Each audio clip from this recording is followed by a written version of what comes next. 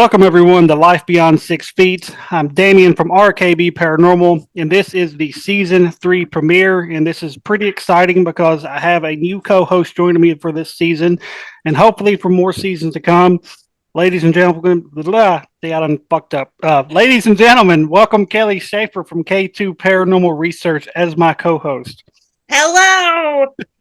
That's, Here I am! That's a heck of a way to start out Season 3. And Kelly, you know that I don't edit anything else, so all that's going to be right there in the intro. So, ladies and gentlemen, to start Season 3, good thing I wasn't swearing, right? Right. So, to welcome everybody to Season 3, we have from Packman Paranormal, Mr. Ernie Pack. Ernie, welcome to Life Beyond 6 Feet, man. Hello, thank you, Damien. Good to be here, man.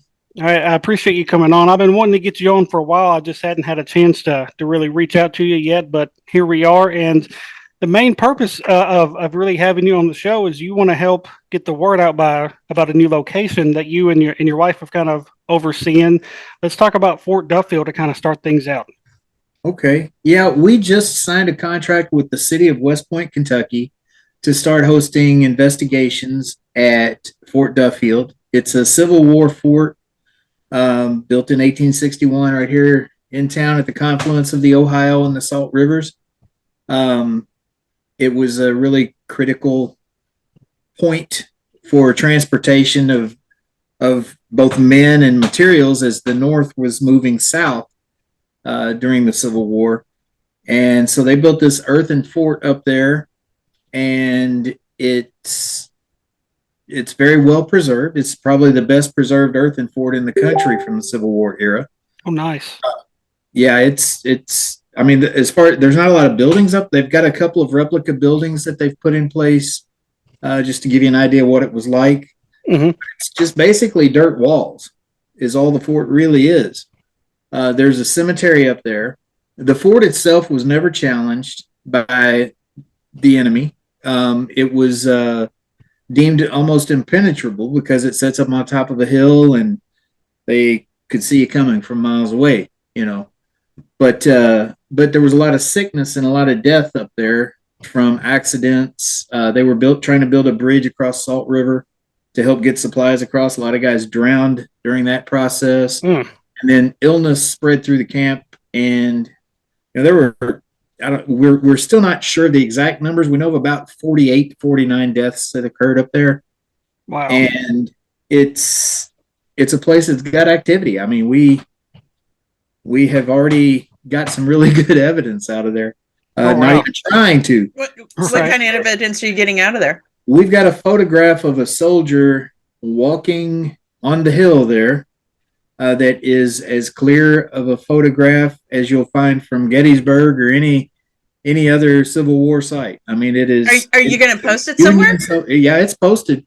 We've cool. got a Facebook group, Hauntings of Fort Duffield, and you can find those photos there.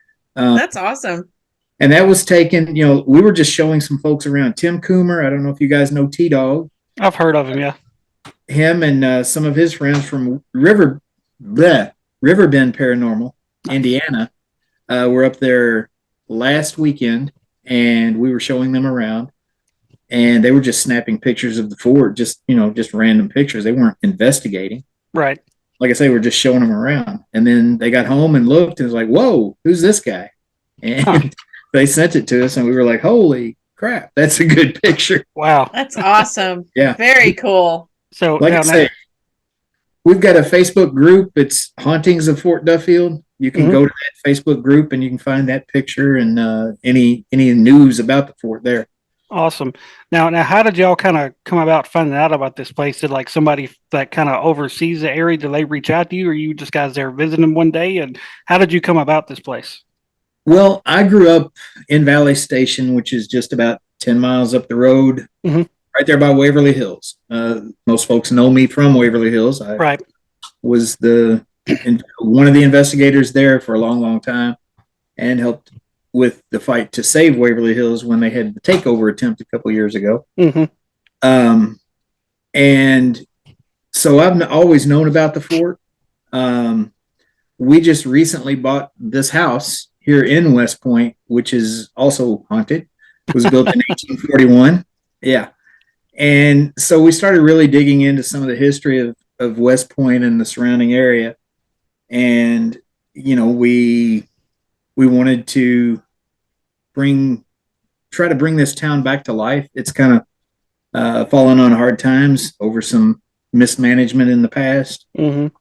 And so anything that'll help bring money in, we were open to try to help out with that. We found out that they had a guy that was offering paranormal investigations at the fort, but they were basically just, $20 a person to come up there and you investigate with him.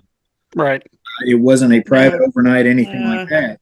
And, with our experience hosting investigations at Waverly and guest hosting for public investigations all over the country, we knew that they could do better than that. So I went to the mayor and the city council and the folks who run Fort Duffield. It's a nonprofit called Friends of Fort Duffield.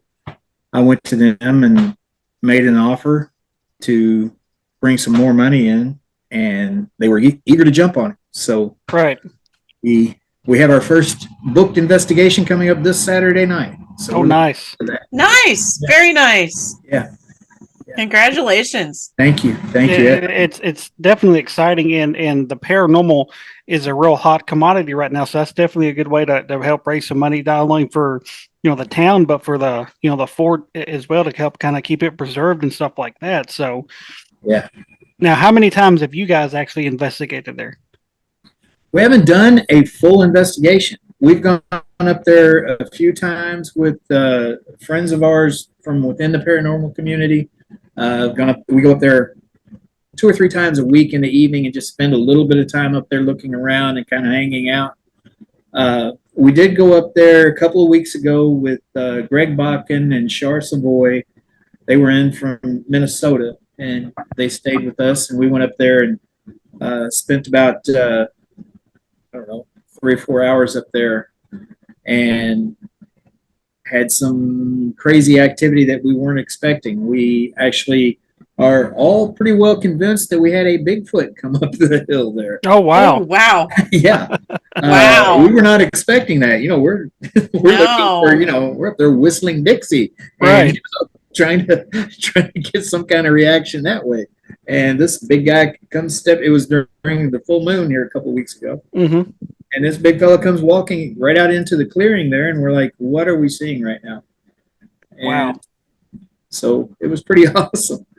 But, and that right there will grab Unreal. the attention. That'll grab the attention of some more people too. Just hearing about that, like, hey, I want to go check that out too. So you might have a double whammy there. Yeah, you never know. I mean, right. I firmly believe that the paranormal and cryptids, things like that, go hand in hand. Mm-hmm. Well, by definition, they do. Absolutely. And there's a lot of folks that are big believers in the paranormal, but not necessarily believers in Bigfoot or whatever. I'm like, well, come with us sometime. Right. Might feel differently, but so, we're really looking forward to seeing what folks get when they go up there, because it's kind of an unknown commodity, really. Right. There are a lot of stories in town. You talk to the locals, you'll have some people that are willing to tell you their encounters or their experiences up there with the spirits or whatever. But there's also a big segment of this community that's like, we don't talk about that. We don't. Right. We don't talk about so it's hard to get stories out of the locals. But every now and then you'll have someone that'll tell you, "Oh yeah, that place is haunted. I can tell you some things." So. Right. That's awesome. Now, if somebody's wanting to book an investigation, how would they go about doing that? Like, what would the cost be for that? It is $400 a night. That runs from 7 p.m. until 7 a.m. Nice. That's for up to 10 people. So basically $40 a person if you can get 9 buddies to join you. Right. If you have more than 10, then it's $40 for each additional person. And do you have a maximum that you're going to put on that limit, or you got 400 for? Well, there's only so much parking up there. We haven't gotten to the point where we think we had to put a maximum on it at this point. Mm-hmm. Really, there's plenty of room. It's a pretty large area, and there's basically two separate locations. You've got the cemetery on one side of the hill, and then the fort's over on the other side of the hill. So there's a lot of room to spread out, and you could So you could split groups up or something yeah, like that. you could get 25, 30, 40 people up there easily. Wow. I mean, depending on how, if we were having an event, I'd be comfortable with having, say, 40 people up there for like a public event. Right. Mhm. But Cool. it's something we're still going to have to work out. We're going to have to see how it actually works. Like I said, we Right. haven't had our first private up there yet, so we'll see what happens. Well, So are there any facilities available, like restrooms or break rooms or anything like that? It's a very primitive place. It's an outdoor location. There are some basically outhouses up there. Okay. There's not running water. There's not electricity, but we will be taking a generator up there for people to have power if they want. nice. Okay. Cool. And Great. you could camp there. You could, as long as the only place that you're allowed to build a fire is in the fire pits that are already there. You can't just put like an open fire out in the field. Mhm. Right. But you could camp there if you wanted. And I think it's going to be a place that people are going to like for that. I don't know if you guys have ever been to like haunted Lake Shawnee abandoned amusement park in West Virginia. Not yet. Never been there. No. It's basically a big field. Mm-hmm. There's a Ferris wheel and a swing from Right. the old amusement park. The rest of it is just a big field. And part of the joy of going to Lake Shawnee is just camping out there and hanging out, and because it's a whole different kind of ghost hunting. Right. You're not saying, "Oh, we're going to the morgue now," or "We're going to go down to the body chute," or whatever. Right.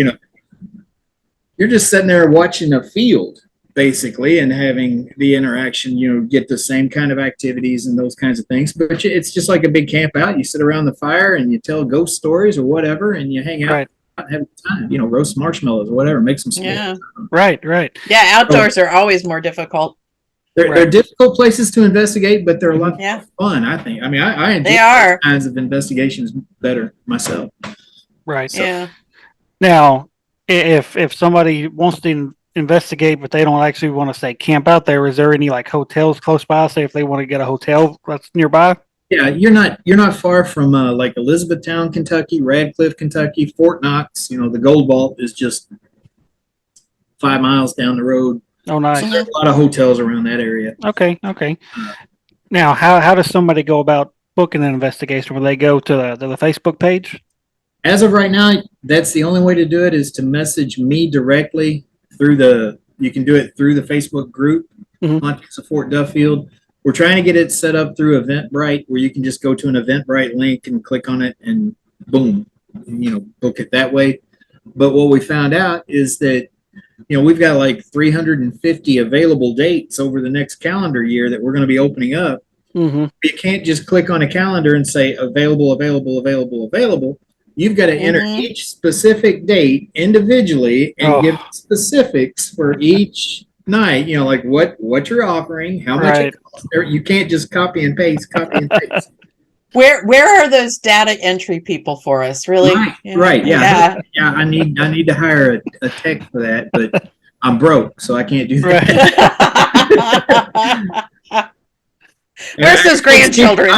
This is how I type anyway, so it's not something that happens very fast for me anyway. Right. Oh goodness.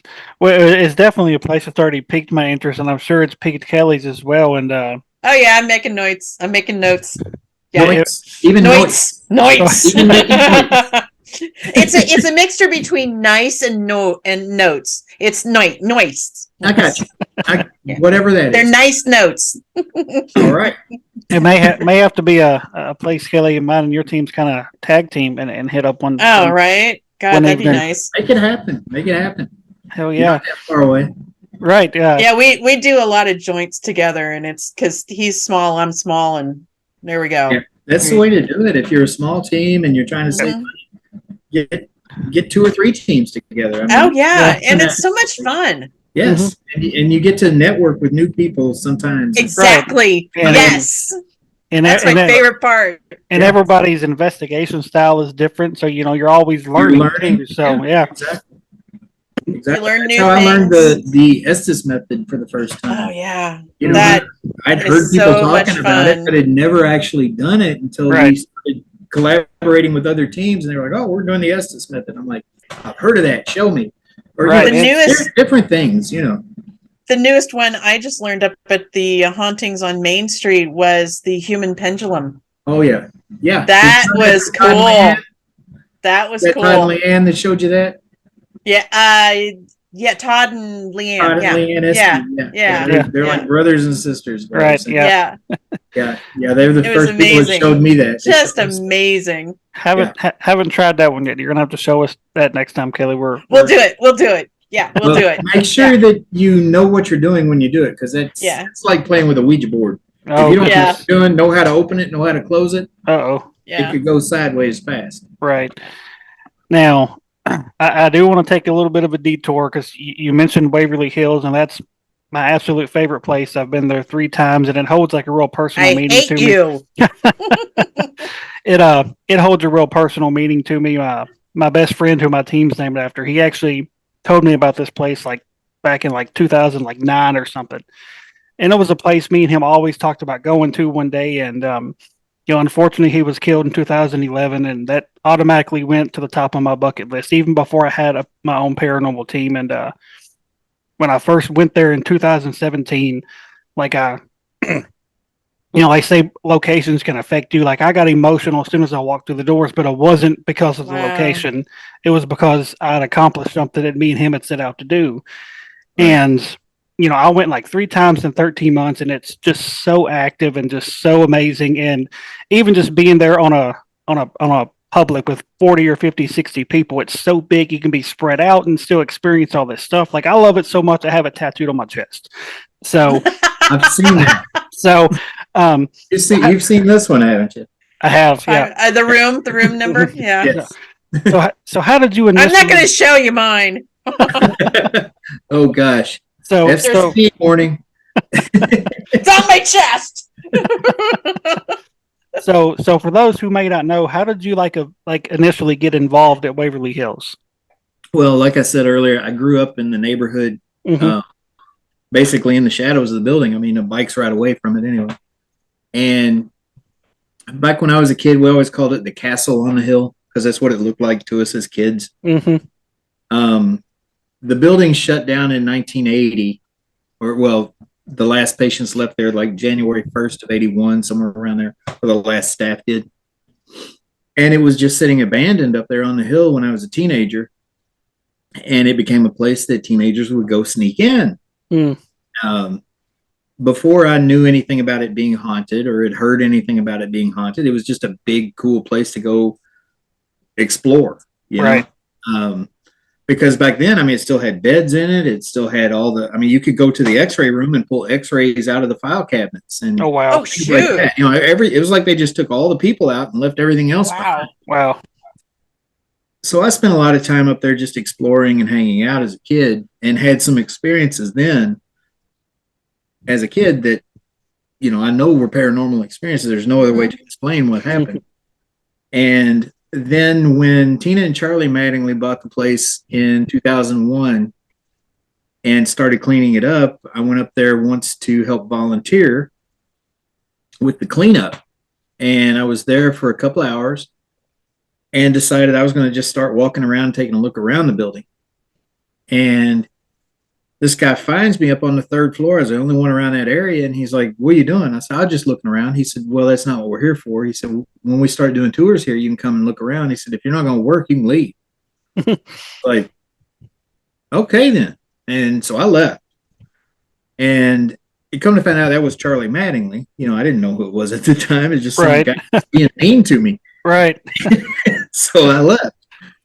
But once they started doing tours, I would go up there and I would pay for a tour and pay for an investigation, whatever. And I would always ask Tina if she ever needed any help. I'd love to come and help. And she never needed any help. Then one year I asked her that question and she said, "Well, we need some volunteers for the haunted house if you want to help with the haunted house." I was like, "Sure, I'm in." anything to get my foot in the door, you know. Right. So I was a zombie cop that year. Nice. Zombie canine cop. I had this dog, this mechanical dog that would jump out at people. Nice. And so after the haunted house was over, I never went away.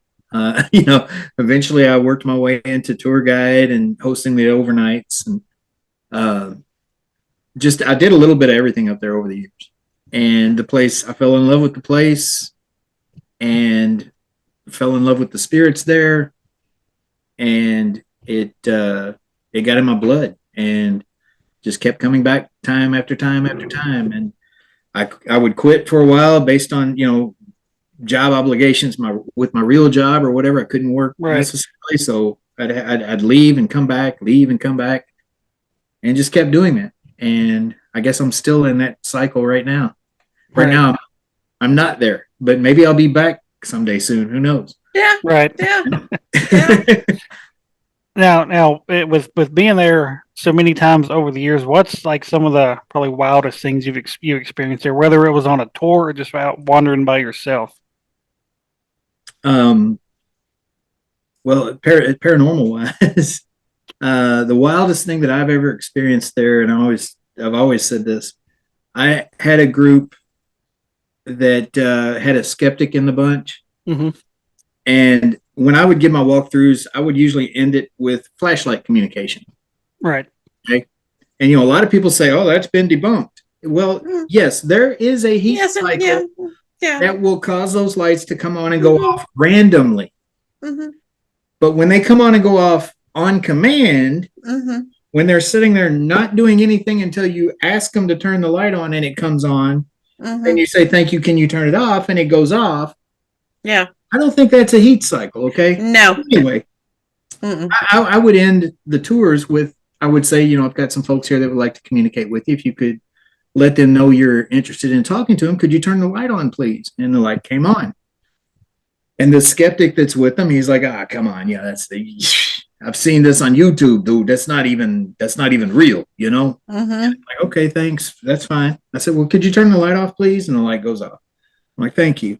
And I said, well, guys, that's all I've got for you. The building is yours. If you need me, come and get me. I'll be down in the laundry room. Enjoy your night. You should have been in the body shoot. I'll be in the body shoot. It's boring down there, really. So it really is. So I went down there and I'm sitting there having a peanut butter and jelly sandwich, just chilling. And I decided, well, I better go check on them. So, because every couple of hours I like to make rounds just to make sure everybody's still where they're supposed to be and not wandering off on the ground somewhere or whatever. So I walk up through the building and I find them all gathered around on the second floor in this one little area. And one of the girls in the group, she sees me and she comes running down the hall to me and she's like, hey, we were hearing voices down there and I thought I saw somebody go into that room. So we went down there and I put my flashlight down like you did to see if I could get them to turn it on, and they haven't done anything, but I know there's something going on down there. And I said, well, you want me to go down there and talk to them? I mean, they kind of know me here. And she's like, sure, can you do that? So I did. And I said, you know, my friends here think that there's someone in that room. If there's someone in there, can you turn that light on out in the hallway for me? The light comes on. There you go. Skeptic is like, here we go with this freaking light again. I'm like, dude, that is her light. You guys have been standing here for 10 minutes and nothing's happened. As soon as I ask, it comes on. I said, watch. Could you turn the light off? It goes off. He's like, okay, yeah, but you're not going to convince me with this freaking light, dude, okay? I'm telling you, that's not convincing to me, okay? You're going to have to do better. And I'm like, and this is how he talks. He's a New Jersey guy. And, it's my best New Jersey accent. Anyway, so I said, my friend here is not impressed with you turning the light on. Is there something else you could do to let it be known that it's you and not me that's communicating right now? The light comes back on. He goes, psh. Well, then the light rose off the floor about that high. Okay, yeah, I'm done. And then it fell back to the floor. And inside, I had never seen anything like that. You know, nope. So inside, I'm like, ooh, but with Mr. Skeptic that's already under my skin, right over my shoulder, I was like, get you some of that. And I turned around and walked out of the building. I was like, drop the mic. I'm done. Love it. Love That's it. good stuff. That's good stuff. That's That's That's the just wildest thing I've ever seen. insane stuff. Yeah. it is. That So- place is just so crazy, Kelly. I can't wait for you to get there. Yeah. I was all booked and ready to go. I did all my research. I had like 5 pages of research and things I wanted to check, and then it got canceled. What was that for? What got canceled? It was the one that was with The Fearless ones? yeah, that one. And us? Yeah. Yeah. I That got was canceled bummed. because of the guy that was running the thing up there at the time. I got bummed. I get it. Well, you got your money back though, right? Well, yeah, I did, and it's the number one thing that's been on my bucket list forever is to do Waverly, because it was the first place I ever wanted to go investigating after they did the Halloween special with the ghost hunters, and that ball rolled down the hallway. I'm like, I gotta go. Yeah. And so finally, it got to be the point where I could actually do it, and it's like, I'm still waiting. And then Ernie cancels it. Yeah. I know. Yeah. That was me. No, it's okay. It's okay. Yeah. It's totally cool. I got principles, and I will. I was stand looking on those forward to getting out of town. That's the whole thing. I was looking forward to getting out of town and go hunt some ghosts. Well, come to Fort Duffield. Yeah, it's also it's close by. It'd be just as close as it was when we went up to the Masonic Lodge. Yeah. In Easttown? Yeah. Yeah. Mm-hmm. Morris Lodge, I think it is. Yep. Yeah. Morrison Lodge. Yeah, that was only about a 3-hour drive from us. Yeah, something like that. No Yeah, big deal. 15 Not minutes down the road from us. Nice. It's always faster when you're going home. Yeah. now before I kind of touch on something else, I think the craziest thing that I remember experiencing there, and I don't know, I'm sure other people at some point experienced this, but I was I want to say it was the 4th floor on the outside part where it's opened up and everything. Mhm. I got to this one point, and all of a sudden I just started having this real sharp pain in my stomach, like I was being stabbed in my stomach. Yeah. And I was like, well, what the hell is that? And I was getting mad, just out of nowhere, just getting real mad. I stepped away about 20 feet, perfectly fine. Walked back to that same area, same thing. And the people that was with me, they're like, what is wrong with you? And I was like, I don't know. I was like, I've been fine all night. And that one little area, You're right here. Yeah. right, just that one area, it was like somebody was just taking a scalpel and just going to town on my stomach. And it was strange. Yeah. So now, Packman Paranormal, that's just you and your wife, correct? Yes, sir. Now, when did you kind of decide to start a team with just you and your wife? Well, for those of you who don't know, a lot of folks who know about us at all know that I met Denise. Tomorrow will be 4 years ago to the day that I met her at Waverly.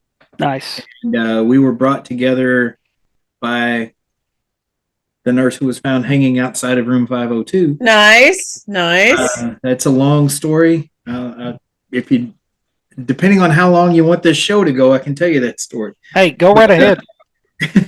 Well, okay. All right. Because I made a promise to her that I would tell her story every chance I got if she helped There me you go. get to the bottom of it. So here we go. The story of room 502 that you find in all the books and all the documentaries and all the research that you do on Waverly Hills is that there was a nurse who was having an affair with a married doctor. Mm-hmm. She got pregnant. The doctor wanted to cut things off, and she got depressed. Some versions of the story say that she even caught tuberculosis herself. Whatever the case might be, the story goes on to say that she gave herself an abortion. Oh. Had an abortion. Whether she gave it to herself or had it done by someone there with her.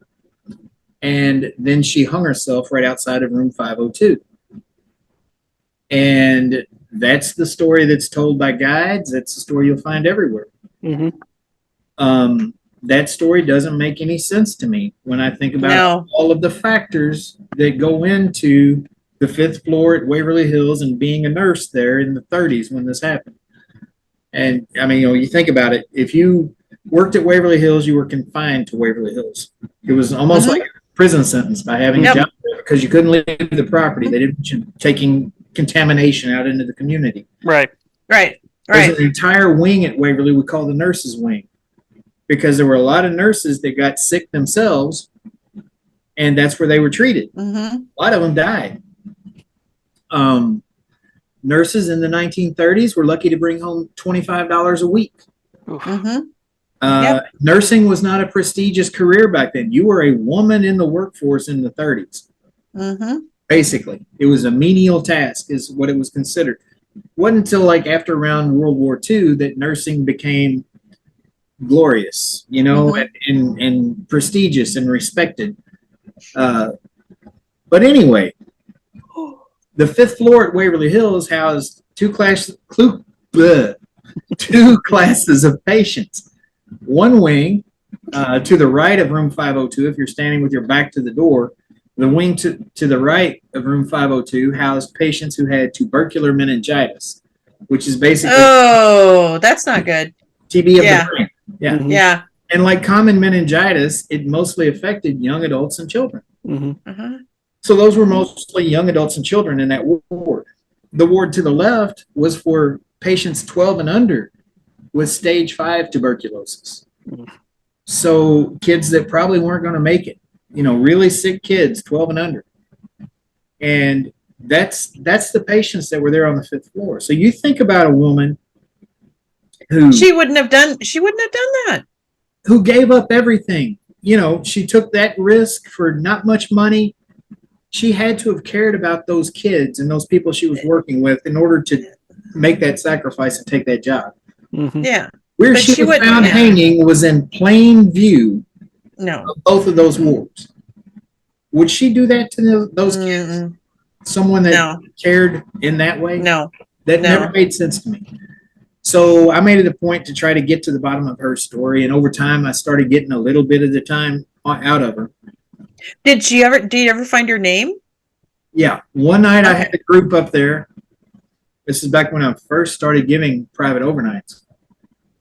I had a group up there and I had told them the story because that was basically the script for the tours was the abortion and affair story and all that.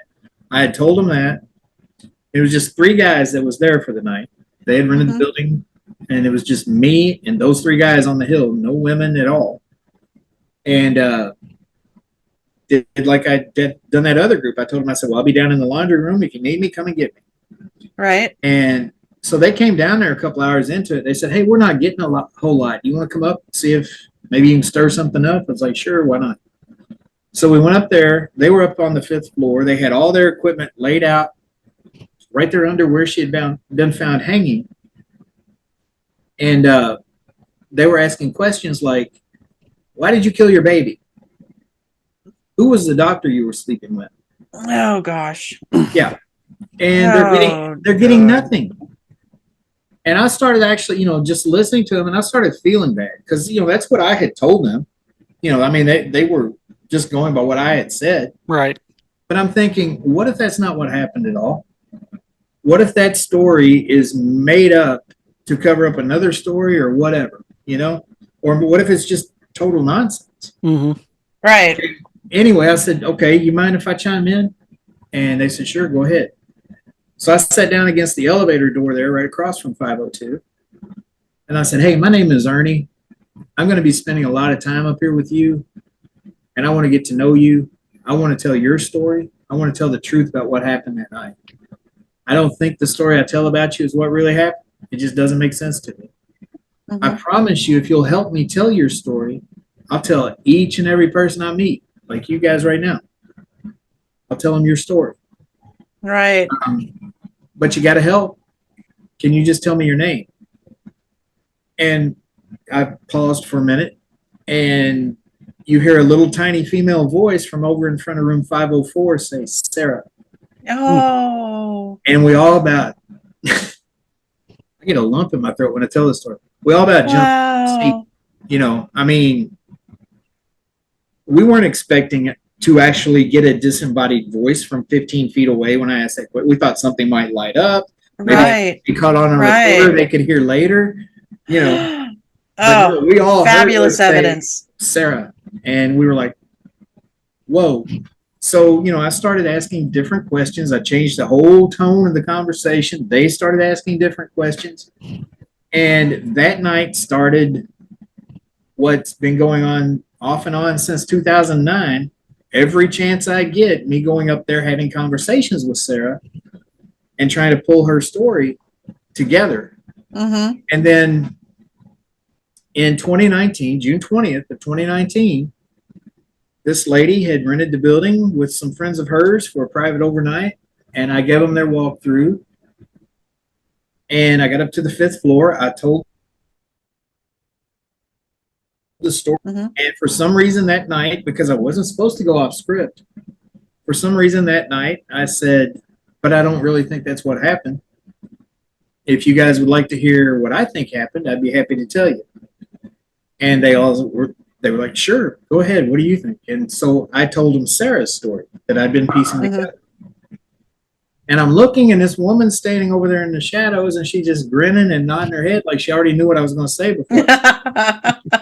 And so I got done with the tour, and I pulled her aside. I said, you acted like you knew Sarah's story before I would tell it. And she said, well, I've been coming here since 2009. I remember I've been working there since 2009. I'd never met her before. Somehow she had been coming on nights I wasn't working and vice versa. You know what I'm saying? Wow. But she'd been coming since 2009, once or twice a year at least.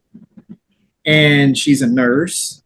And she had always been drawn to that story too. She never thought it was right. So she had been researching. She had gotten the name Sarah. She had gotten all of the things that I pointed out in what I had gotten. And so her and I started talking, and we wound up being married. We both have these tattoos now. Nice. It's all Sarah's fault. It's all Sarah's fault. I love it. But, we started, as we started investigating together, we wound up, people were interested in what we were finding. So we decided, well, we need to have a name. We need to call ourselves a paranormal team, Well, I've always had the nickname Packman because my last name is Pack. And what did Packman do? He chased ghosts, right? Mm-hmm. Yeah. So, yeah.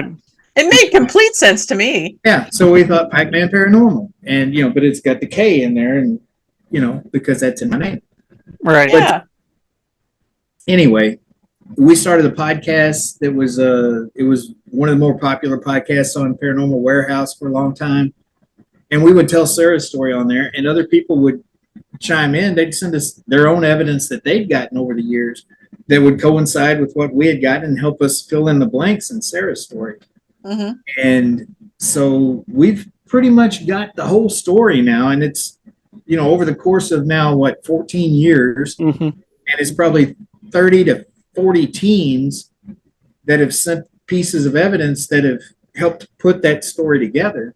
Right. When you hear it, it makes a lot more sense than the other story. Mm-hmm. And Sarah's story is basically, she was the youngest kid in her family. She had an older sister she adored that caught tuberculosis and died at the age of 15. Oh, wow. Sarah decided she wanted to be a nurse. She wanted to work with kids who had tuberculosis. She was the runt of her family. That's her word. I was the runt of the litter, actually. Right. I love it. Yeah. And so she was very tiny, very soft-spoken. She became a nurse at the age of 22, got a job at Waverly Hills. Because she was so small and so soft-spoken, they thought it'd be a good idea to put her up there on the 5th floor with those really sick with kids. the kids. Yeah. Because she's small like them, she's soft-spoken, they wouldn't be intimidated, Right. scared. So she was new, she was one of the new employees, so she worked the night shift. She loved her job. She was up there for 3 years on the night shift. She called it heaven. I know that because I've asked her a lot of times, well, why aren't you in heaven? Because she says this was heaven. No. Yeah. So one night she's up there alone in room 504. Another staff. What's that? 504 or 502? She's in 502 is just a restaurant. Oh, okay. Got it. Okay. 504 is was the nurse's station at the time. Okay, got it. Another staff member came up the steps. She never heard the bell ring for the elevator, so she knows he must have come up the steps. For a long time, I would get over the obelisk or EVP, whatever. We'd hear no bell, no bell. And I thought she was talking about Nobel Peace Prize or something like that, you know? And so I went down this rabbit hole of looking for someone that, you know, maybe one of the doctors at Waverly won a Nobel Prize back in the day or something like that. You know, I was researching that, trying to figure it out. Finally, one day I was sitting there and I looked over across from 502 and I see the bell for the elevator. And I think maybe she means no bell. So I started asking questions about that. And finally I said, do you mean you didn't hear the bell of the elevator? And the response on EVP was funny. It was like, yes, like I've been trying to tell you this. You know what I mean? So anyway, this guy comes in the room behind her. He attacks her. She tried to fight back. She's too little. He's too strong. She didn't want to scream and wake the kids, but she did try to fight. But he got what he wanted. She was a virgin until that night. Somewhere in the process, he hurt my neck. They covered it up. They lied. No baby. Rape. Murder. Help me. Help me. Now you think about it, that story makes a lot more sense. Right. That makes a lot more sense. A lot more sense. And it's all based not out of my head or anybody else's head. It's through EVPs and paranormal evidence that's been gathered over the course of a long time now. So as somebody who does historic haunts, have you actually pinned it to a real person? Have you found her records?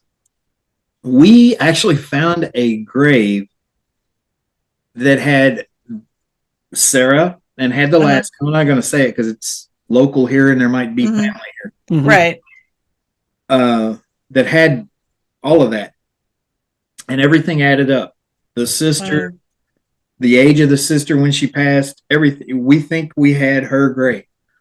We went back up there like 6 months later, and this is weird. People would think you're crazy or making stuff up when you say this, but we went up there like 6 months later to that same cemetery. That stone is gone. Sarah is gone. The rest of them are there, but her stone is gone. Wow. But, she had actually given us a name of the person and the occupation who had done it, and I'm not going to say that either because those people are their family is still here. Right. But we found in the employee records that guy's name, the one who did it, and that job description, and did find that he was there.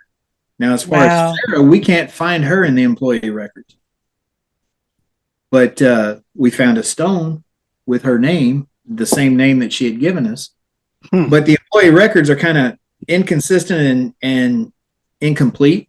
Right. Because if you know the history of Waverly, a lot of the records were destroyed in the 37 flood because they were kept downtown at City Hall, which was flooded during the 37 flood, and those records were lost. Well, this we think happened around 1933, so those records would have been lost anyway. Right.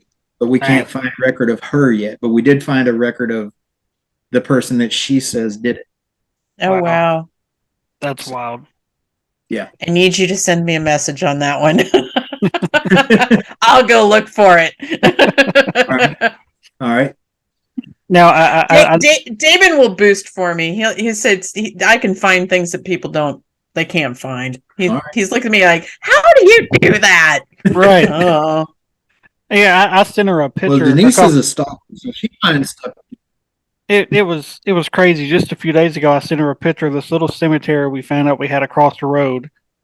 And within like 2 minutes, she had found the cemetery, sent me a picture of the name of it. And I'm like, how the hell did you do that?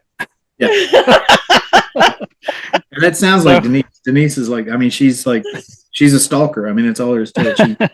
Pretty much. Yeah. Yeah. Right. Yeah. Now, I noticed your hat, Haunted Discoveries. How are you like involved in that show at all? Yeah, we've filmed with Brandon and Mustafa and Kevin and Malia on 2 separate episodes. One at the Old Stone Jail in Franklin, Kentucky. Nice. It's going to be aired on Nice. season 1, and then just a few weeks ago we filmed up at Waverly. Nice. I've actually he's actually going to be guest number 2 next week. Brandon. Yes. Yep, Brandon. Cool. Yep. Mhm. Yeah. So He's a good guy. He's Good guy. and you mentioned the Old Stone Jail. I've been there twice myself, and that place is pretty cool too. Yeah, And, that's where Denise and I got married, actually. oh, really? Oh, really? Oh, very cool. That's Yeah, pretty if you cool. know, if you know Father Casey Scruggs, he married us at the Old Stone Jail, and our reception was a Cool. ghost hunt afterwards. Heck yeah, that's awesome. No, That's the that way would to be do it. perfect. Right. Yeah. Oh, well, that's That would be perfect. It was a good time. that's awesome. So Fort Duffield, so the first official overnight started. It's coming this Saturday. This weekend. Yeah. This weekend. Which Kelly has a big investigation this weekend too, which I can't make, and I'm very upset about it. But it I'm happens. going to call you and go, na, na, na, na, na, na. Yeah. Like every half an hour. Na, FaceTiming. na, na, na, na, na. Look, I'm taking a selfie with a demon. All right.